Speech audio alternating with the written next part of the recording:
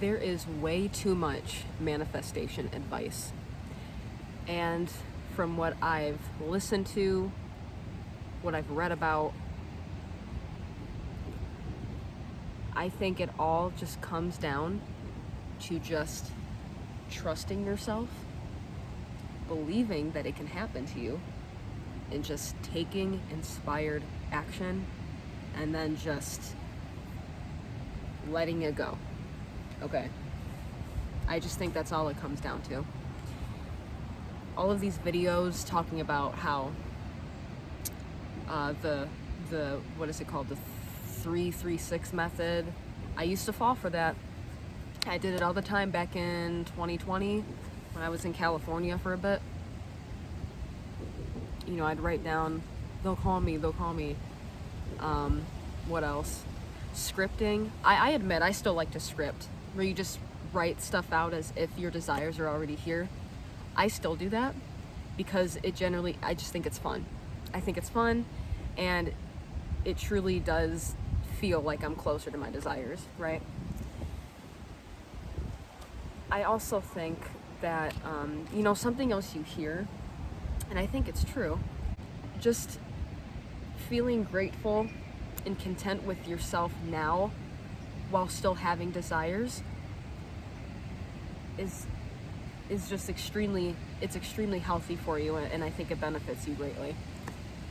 So for example, if you're like me, I want a new car. I want a yellow car, okay? Yellow's my favorite color, right? I am grateful to just have a car now. It's not a horrible car. Like, cosmetic wise, it's a little broken. It's been in a couple accidents. But I know that it can happen. Whether I win it or I randomly book a project that pays me enough to just get rid of this car and buy a whole new one. I know it can happen, but it's not like I'm sitting around miserable and hating myself just because I don't have that yellow car yet. They say that once you just have that desire and say, I want this, then the universe just goes, okay, done. And then we start thinking about how long is it going to take to get here? How is it going to get here? And that's where we just start losing that faith, because we're constantly wondering about the how. And it drives us nuts, because as human beings, we like to have a strategy and a plan. And I think one of the things that spirituality is teaching everybody is to just simply be and let go and let things come to you. And the thing is, a lot of people would usually pop up and say, so are we just supposed to sit around and do nothing? Well, no, of course not. You got to work with the universe, let's say that you imagine being a really successful YouTuber and you don't have to work a regular job anymore, right? So if you were a YouTuber, what would you be doing right now? You'd be making videos. Even if no one watches it, you'd be making a video, and you would enjoy it because that's your desired job, right? That's your desired reality of work, right? Just making videos about silly shit. So make videos about silly shit as if it's happening. And if you enjoy it that much, then it's not going to feel like stuff you have to do in order to bring this manifestation to life. Because if you enjoy it, then it's not going to feel like work, right? It's not supposed to feel like work if it's something you enjoy. So taking inspired action and just trusting that it's going to happen to you, I think that's just the basis of manifestation.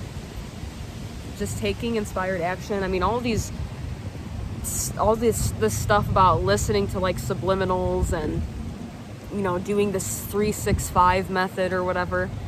I mean, that's just stuff you're doing because you feel like unless you don't write this stuff down or unless this happens, then you think it's not going to happen to you. Those are just methods, and those are crafts at this point, like coloring. Okay. I always hear to use your imagination, because it's in your imagination where your desires come closer to you, and not letting the 3D world trick you, or don't let your circumstances define what could happen for you. Like, okay, for me, like, I don't have a lot of money. I really don't. I work at a restaurant. Okay, I work at a restaurant. That's all I do. But I love acting. And in my dream reality, I just goof around and I live comfortably just off of playing these characters and voicing characters.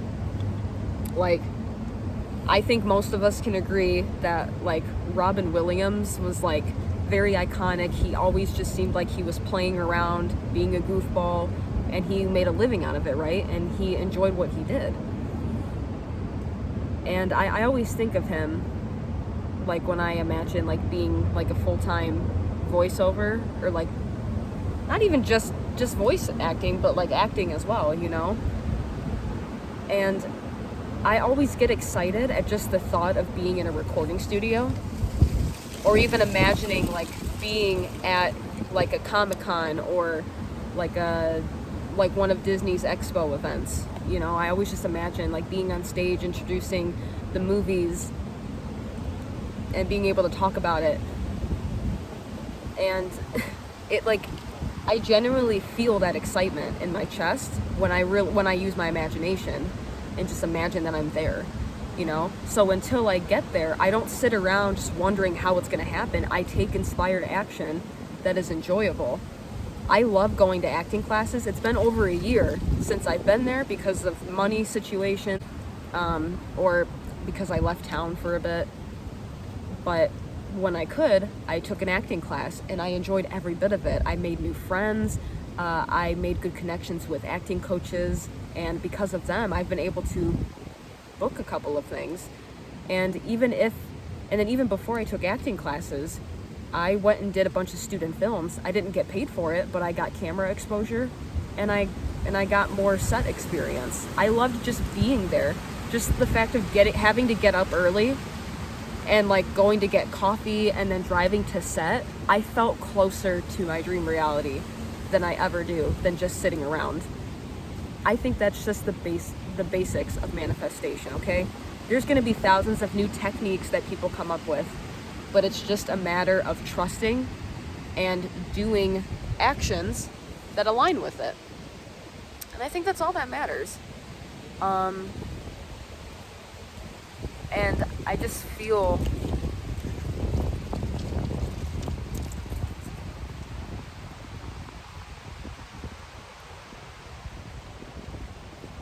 it's a weird, it's not really explainable, but, like, you can almost just sense when something amazing is about to happen to you.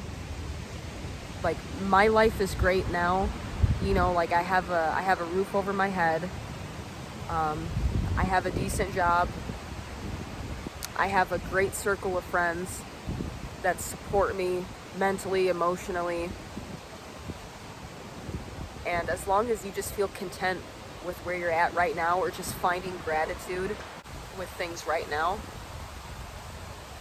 well, then I would say that's kind of a way of just letting go and just trusting that what is meant for you is going to come to you without you having to try so hard.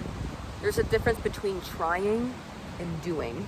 And to think that when I was in junior high, like 7th or 8th grade, I always imagined, like, being a superstar. But then when this random girl came up to me, who was now my best friend, when she randomly came up to me, was like, "Oh my God, you should try doing theater. Like, I heard you sing in choir." I was a shy kid. I didn't, like, why would I go on stage? But something just, that I took that as a sign. And ever since then, I can't imagine myself doing anything else. Like, I want to, whether it's on the stage, whether it's in front of a camera in a recording studio, just the thought of that, like, it gives me, like, excitement, like tingles in my stomach. And I'm like, that's what I'm meant to do. That's what I'm meant to do. I don't know how long it's gonna take to get here. I mean, I'm already doing stuff. You know, like, I have a couple of agencies I'm signed with.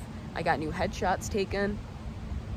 So I'm already, like, on my way to it. I think the most important part of it all is just enjoying the journey and not just focusing on getting to the destination. I love every project that I've ever been a part of, even if it was just being background for a Netflix movie. I saw myself for like 3 seconds. I didn't care. I had such a good time. I made friends and I gained experience.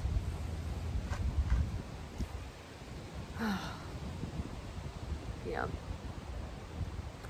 Thank you for listening. I hope this brought you something.